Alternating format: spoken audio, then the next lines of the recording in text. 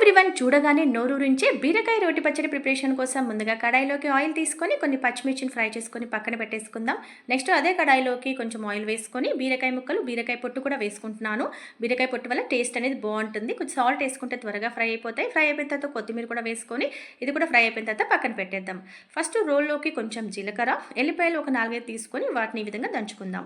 Next మనం fry చేసుకున్నటువంటి పచ్చిమిర్చి సరిపోయినంత రాలుపు వేసుకొని కచ్చపచ్చగా దంచుకుందాం. నెక్స్ట్ బీరకాయ ముక్కలు అండ్ బీరకాయ పొట్టును కూడా ఫ్రై చేసుకున్నాం కదా, అవి కూడా వేసుకొని మరి పేస్ట్లా కాకుండా కచ్చపచ్చగానే దంచుకొని పక్కన పెట్టేసుకుందాం.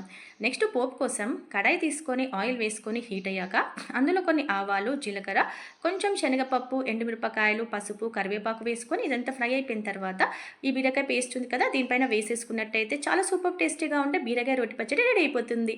వేడివేడి అన్నంలోకి బీరకాయ రోటి పచ్చడి వేసుకొని నెయ్యి వేసుకొని విత్ ఆమ్లెట్తో తింటూ ఉంటే టేస్ట్ అనేది వేరే లెవెల్.